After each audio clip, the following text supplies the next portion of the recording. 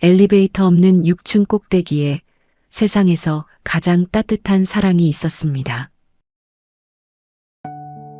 오늘 책으로 잘난 척에서 들려드릴 이야기는 에밀 아자르의 자기 앞의 생입니다.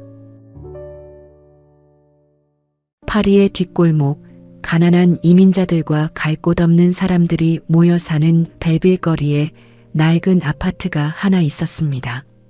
엘리베이터도 없는 6층 건물. 그 꼭대기 집에 아랍 소년 모모와 유태인 로자 아줌마가 살고 있었습니다. 로자 아줌마는 젊은 시절 꽤 아름다운 여인이었습니다. 하지만 지금은 몸무게가 95kg이나 나가는 거구가 되어 걷기조차 힘겨워했습니다. 그녀는 젊은 날 몸을 팔며 살았고 은퇴한 뒤에는 자신과 같은 처지의 여인들이 낳은 아이들을 맡아 키우며 생계를 이어가고 있었답니다. 법적으로는 아이를 키울 자격이 없었기에 그녀의 집은 세상의 눈을 피해 아이들을 숨겨주는 비밀스러운 피난처였지요. 모모는 그 집에서 가장 오랫동안 가장 각별하게 자란 아이였습니다. 모모에게 로자 아줌마는 엄마였습니다. 할머니였습니다. 그가 아는 세상의 전부였습니다. 로자 아줌마에게도 모모는 특별했습니다. 매일같이 가쁜 숨을 몰아쉬며 6층 계단을 오를 때마다 그녀는 투덜거렸습니다. 언젠가는 이 계단이 나를 죽일 거야. 그럴 때마다 모모는 아줌마의 커다란 엉덩이를 뒤에서 받쳐주었습니다. 묵묵히 그 무게를 함께 견뎌냈지요. 계단을 오르는 발소리, 거친 숨소리, 두 사람은 서로를 지탱하며 살아갔습니다. 로자 아줌마는 아우슈비츠 수용소에서 살아남은 사람이었습니다. 그래서 언제나 두려웠습니다. 경찰이 들이닥쳐 자신을 잡아갈까, 병원에 강제로 입원당할까. 한밤중에 초인종 소리만 들려도 그녀는 소스라치게 놀라곤 했습니다. 벨빌 거리에는 로자 아줌마 같은 사람들이 많았습니다. 세상의 주류에서 밀려났지만 서로를 돌보며 살아가는 사람들이었습니다. 같은 층에 사는 롤라 아줌마는 키가 크고 목소리가 굵었지만 누구보다 다정했습니다. 로자 아줌마가 힘들어할 때면 언제든 달려왔습니다. 어느 날 모모는 침대 밑에 숨겨진 히틀러 사진을 발견했습니다. 이상하게 여기는 모모에게 로자 아줌마가 말했습니다. 무서울 때마다 이걸 꺼내보는 거야. 그럼 적어도 이 사람은 죽었다는 게 생각나거든. 공포를 이겨내는 그녀만의 서글픈 주문이었습니다. 세상에는 나이도 인종도 상관없는 관계가 있었습니다. 피 한 방울 섞이지 않았어도 늙고 병든 유태인 할머니와 부모 없는 아랍 소녀는 서로 없이는 하루도 버틸 수 없었습니다. 로자 아줌마의 살이 빠지면 모모의 마음도 야위었습니다. 모모가 우울해하면 로자 아줌마의 숨소리도 거칠어졌습니다. 모모와 로자 아줌마. 조금은 슬프지만 아름다운 생이 시작되고 있었습니다. 어린 모모에게도 가슴 시린 사랑이 찾아온 적이 있었습니다. 그것은 사람이 아니라 어느 날 우연히 떠맡게 된 푸들 강아지 슈퍼였습니다. 거리의 아이들이 훔쳐온 강아지를 모모가 맡게 되었던 거죠. 녀석을 보자마자 모모는 온 마음을 빼앗겼습니다. 모모는 늘 어딘가 텅 빈 것 같았습니다. 엄마도 아빠도 없었으니까요. 자신만을 바라보며 꼬리를 흔드는 작은 생명 앞에서 모모는 처음으로 벅찬 기쁨을 느꼈습니다. 모모는 녀석에게 슈퍼라는 이름을 지어주었습니다. 이 험한 벨빌 거리에서 가장 힘세고 행복한 강아지가 되기를 바라는 마음이었습니다. 모모는 로자 아줌마 몰래 슈퍼를 침대 속에서 재웠습니다. 맛있는 것을 아껴두었다가 먹이기도 했습니다. 지극정성으로 돌보았지요. 슈퍼와 함께 있을 때만큼은 모모도 누군가에게 필요한 사람이 된 것 같았습니다. 하지만 모모는 곧 알았습니다. 자신이 사는 이 좁은 6층 아파트는 강아지가 행복하게 살 곳이 아니라는 것을요. 로자 아줌마의 건강은 날로 나빠지고 있었고 집안은 언제나 퀴퀴한 냄새와 불안감으로 가득 차 있었습니다. 게다가 모모는 본능적으로 느꼈죠. 로자 아줌마가 돌보는 아이들이 결국엔 어딘가로 팔려가거나 불행해진다는 것을. 모모는 슈퍼가 시들어가는 모습을 상상하기 싫었습니다. 여기는 네가 살 곳이 아니야. 너는 더 좋은 곳에서 더 많은 사랑을 받으며 살아야 해. 모모는 며칠 밤을 고민한 끝에 중대한 결심을 했습니다. 자신의 유일한 기쁨인 슈퍼를 떠나보내기로 한 것입니다. 모모는 슈퍼를 안고 부자들이 사는 거리로 나갔습니다. 그리고는 가장 우아하고 친절해 보이는 부인을 찾아가 500프랑을 받고 슈퍼를 팔았습니다. 그 부인은 강아지를 보자마자 사랑스러워하며 말했습니다.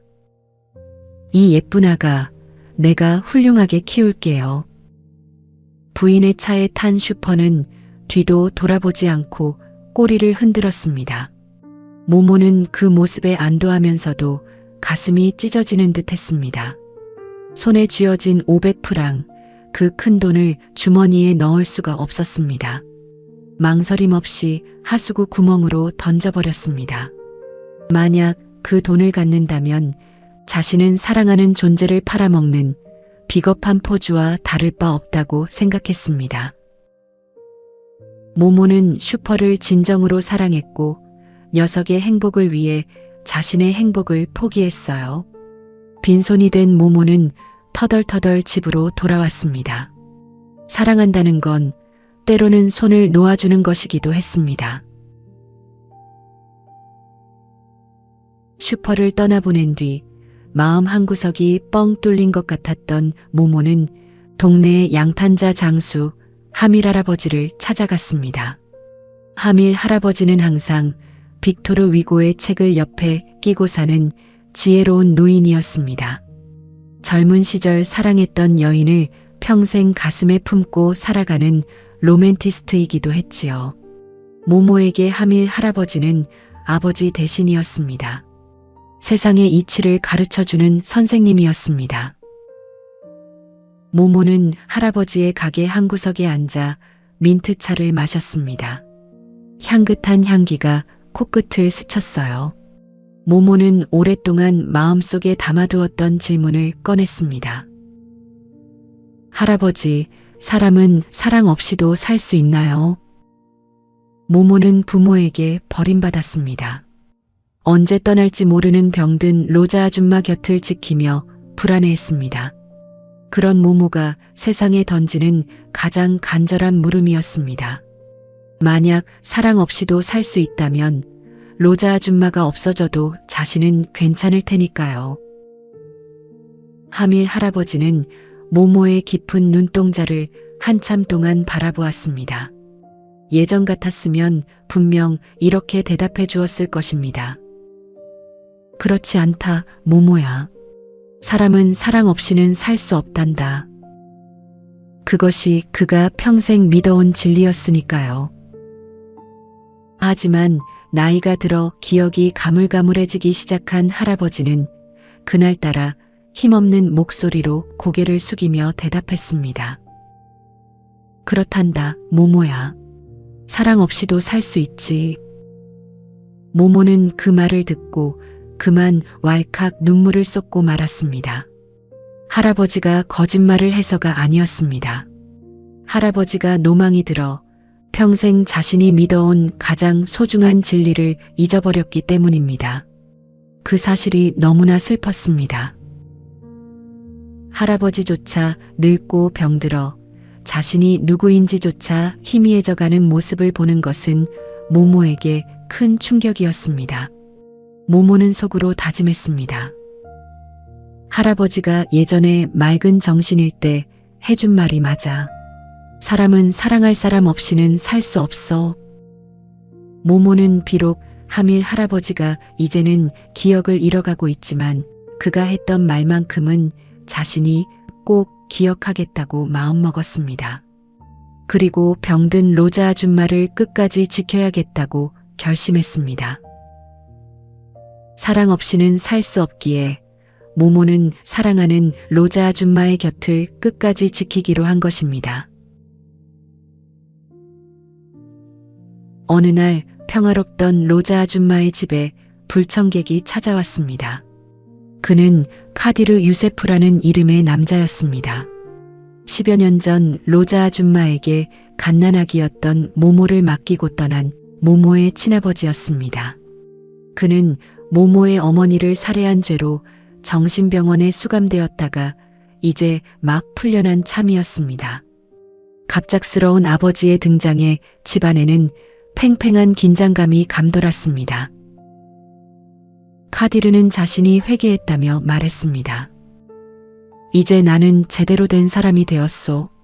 내 아들 모하메드를 데려가 이슬람교도로 엄격하게 키우겠소. 병석에 누워 꼼짝도 못하던 로자 아줌마였지만 본능적으로 위험을 감지했습니다. 정신적으로 불안정한 살인자 아버지에게 자신의 목숨보다 소중한 모모를 보낼 수는 없었습니다. 로자 아줌마는 떨리는 몸을 억지로 일으켜 세웠습니다. 화장대 앞에 앉아 화장을 고쳤습니다. 붉은 루즈를 바르고 파우더를 톡톡 두드렸죠. 그리고는 카디르를 똑바로 쳐다보며 천연덕스럽게 말했습니다. 당신 아들 모하메드라고요? 안 됐지만 그 아이는 유태인으로 길러졌어요. 이름도 모세로 바꿨고 지금은 유태인 학교에 다니고 있지요. 이슬람 원리주의자였던 카디르는 그 말에 큰 충격을 받았습니다. 자신의 핏줄이 원수 같은 유태인으로 자랐다는 사실을 받아들일 수 없었던 것입니다. 로자 아줌마는 한술 더 떴습니다. 옆에 있던 다른 아이를 가리키며 말했습니다. 저 아이가 당신이 찾는 모세입니다. 모모는 구석에서 숨을 죽인 채 아줌마의 그 당당하고도 필사적인 거짓말을 지켜보고 있었습니다. 아줌마의 목소리는 떨리지 않았습니다. 눈빛도 흔들리지 않았지요. 충격과 혼란에 빠진 카디르는 가슴을 부여잡고 비틀거렸습니다. 그만 그 자리에서 쓰러지고 말았습니다. 심장마비였습니다. 구급차가 왔고 소동이 벌어졌지만 결국 그는 숨을 거뒀습니다. 모모는 바닥에 쓰러진 아버지라고 불리는 남자의 시신을 내려다보았습니다. 알 수 없는 안도감이 밀려왔어요. 로자 아줌마가 기지를 발휘해 자신을 지켜준 것입니다.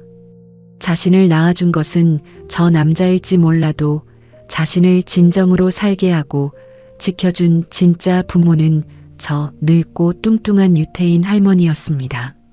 로자 아줌마는 모모를 지키기 위해 목숨을 걸었습니다. 그 아이가 불행한 과거에 먹히지 않게 하기 위해 자신의 모든 것을 내던졌습니다. 카디르 사건 이후 로자 아줌마의 상태는 급격히 나빠졌습니다. 그녀는 점점 정신을 놓는 시간이 많아졌습니다. 대소변을 가리지 못하게 되었어요. 육체의 쇠락은 가속화되었고 그녀는 다시 어린아이처럼 퇴행하고 있었습니다. 의사 카츠 선생님이 찾아왔습니다. 그는 심각한 표정으로 말했습니다. 로자를 더 이상 집에 둘 수 없어. 병원에 가서 치료를 받아야 해. 하지만 로자 아줌마에게 병원은 죽음보다 더 무서운 곳이었습니다. 그녀는 의식이 돌아올 때마다 모모의 손을 잡고 애원했습니다. 모모야, 나는 병원에서 기계들을 주렁주렁 매달고 억지로 숨만 쉬는 채소가 되고 싶지 않아. 내 죽음은 내가 선택하고 싶어. 제발 나를 그곳에 보내지 말아다오. 아우슈비츠 수용소의 트라우마를 가진 그녀에게 자신의 의지와 상관없이 끌려가 갇히는 병원은 또 다른 수용소나 다름없었습니다. 모모는 로자 아줌마의 그 간절한 소원을 들어주기로 결심했습니다. 의사와 이웃들의 눈을 피해 모모는 아줌마를 건물 지하 창고에 마련된 비밀 장소로 옮길 계획을 세웠습니다. 이른바 유태인 동굴이었어요. 그곳은 로자 아줌마가 자신이 죽으면 묻히고 싶다며 몰래 꾸며놓은 성소와도 같은 곳이었습니다. 낡은 매트리스와 양초, 그리고 그녀의 유대교 신앙을 상징하는 물건들이 있는 그 어둡고 습한 지하실이 그녀에게는 가장 안전한 천국이었습니다. 모모는 같은 층에 사는 롤라 아줌마의 도움을 받았습니다. 사람들이 잠든 새벽을 틈타 거구의 로자 아줌마를 부축해 지하실로 내려갔습니다. 좁은 계단을 한 칸 한 칸 내려가는 일은 모모에게 에베레스트를 오르는 것보다 힘겨웠어요. 아줌마의 무거운 몸이 모모의 작은 어깨를 짓눌렀습니다. 하지만 모모는 불평 한마디 하지 않았습니다. 걱정 마요, 아줌마. 내가 있잖아. 아무도 아줌마를 데려가지 못하게 내가 지킬게. 계단을 내려가는 발소리가 어둠 속에서 울렸습니다. 지하실에 도착해 촛불을 켜자 로자 아줌마의 얼굴에 희미한 미소가 번졌습니다. 로자 아줌마는 마침내 세상의 간섭에서 벗어났습니다. 강제적인 연명 치료에서 도망칠 수 있었어요. 오직 자신을 사랑해주는 모모와 단둘이 있을 수 있는 이곳. 로자 아줌마는 비로소 편안해 보였습니다. 모모는 아줌마의 손을 꼭 잡으며 다짐했습니다. 마지막 순간까지 아줌마 곁을 지키겠노라고. 아줌마가 원하는 대로 아줌마 혼자 두지 않겠노라고. 촛불이 일렁이고 그림자가 벽에 흔들렸습니다. 지하실에서의 그들의 시간이 시작되고 있었습니다. 지하실의 시간은 지상과는 다르게 흘렀습니다. 촛불이 일렁이는 그 좁은 공간에서 로자 아줌마는 이제 거의 눈을 뜨지 못했습니다. 숨소리는 점점 잦아들어가고 있었습니다. 모모는 아줌마 곁에서 먹고 잤습니다. 단 한순간도 자리를 비우지 않았죠. 그는 아줌마가 무서워하지 않도록 계속해서 말을 걸었습니다. 아줌마, 기억나? 우리가 처음 만났을 때 말이야. 내가 아직 이만했을 때. 모모의 목소리가 지하실의 차가운 공기를 따뜻하게 데워주었습니다. 며칠이 지났습니다. 로자 아줌마의 거친 숨소리가 점점 느려졌습니다. 한참을 쉬다가 한 번 숨을 쉬었습니다. 또 한참을 쉬다가 다시 한 번. 그러다 마침내 멈추었습니다. 모모는 울부짖지 않았습니다. 밖으로 뛰쳐나가 사람을 부르지도 않았어요. 그는 아주 침착하게 아줌마의 눈을 감겨드렸습니다. 아줌마는 평소 말하곤 했습니다. 나는 엉덩이로 먹고 살았지만 죽을 때는 예쁘게 죽고 싶다. 모모는 아줌마의 마지막 소원을 들어주어야만 했습니다. 아줌마가 가장 아끼던 화장품들을 꺼냈습니다. 이미 차갑게 식은 얼굴에 붉은 루즈를 정성스럽게 발랐습니다. 하얀 파우더를 톡톡 두드렸고 생기를 불어넣으려 애썼어요. 화려한 가발도 씌웠습니다. 그녀가 좋아하던 알록달록한 옷도 입혔죠. 모모는 예술가가 작품을 다루듯 진지하고 엄숙했습니다. 정말 예쁘다. 젊었을 때보다 더 고와. 모모는 화장한 아줌마의 얼굴을 보며 미소 지었습니다. 하지만 시간은 잔인했습니다. 며칠이 지나자 그녀는 조금씩 달라지기 시작했죠.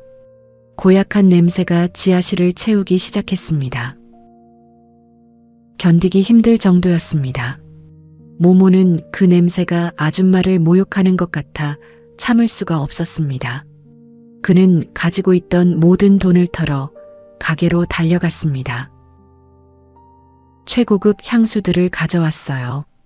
그리고는 아줌마의 몸에, 옷에, 지하실 구석구석에 향수를 들이부었습니다. 독한 꽃향기가 시치와 뒤섞였습니다. 기묘하고도 어지러운 냄새를 만들어냈습니다. 아줌마, 냄새가 좀 고약해도 걱정 마. 내가 향수를 뿌리면 돼. 아무도 모를 거야. 내가 여기 있잖아. 모모는 그 냄새 속에서 아줌마 옆에 나란히 누웠습니다. 두렵지 않았습니다. 그저 사랑하는 사람이 곁에 있는 지극히 자연스러운 일이었습니다. 모모는 아줌마가 외롭지 않게 차가운 손을 잡았습니다. 그렇게 아줌마가 완전히 떠날 때까지 그녀의 곁을 지켰습니다. 지하실 문이 부서졌습니다. 눈부신 빛이 쏟아져 들어왔습니다. 냄새를 맡고 신고한 이웃들이었습니다. 그들은 지하실의 광경을 보고 비명을 질렀습니다. 썩어가는 노파의 시신 옆에 아이 하나가 아무렇지도 않게 누워 있었으니까요. 사람들은 코를 막으며 서둘러 모모를 밖으로 끌어냈습니다. 모모는 반항하지 않았습니다. 이제 로자 아줌마를 정말로 떠나보낼 시간이 되었음을 자신도 알고 있었기 때문입니다. 미쳤어. 저 아이 완전히 미쳤어. 사람들이 수군거렸습니다. 하지만 모모의 눈은 맑고 고요했습니다. 그는 로자 아줌마와의 약속을 지켰습니다. 마지막까지 그녀를 혼자 두지 않았어요. 모모는 이후 나딘 아줌마의 집으로 가게 되었습니다.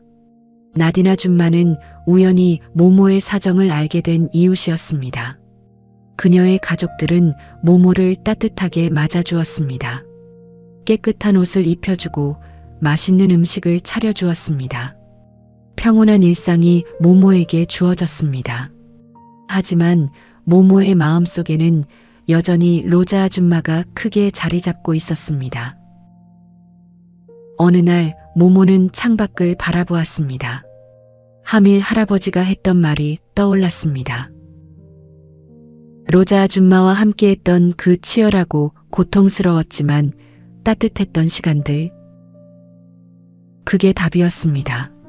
사랑이 없었다면 그 지하실의 시간들을 견딜 수 없었을 테니까요.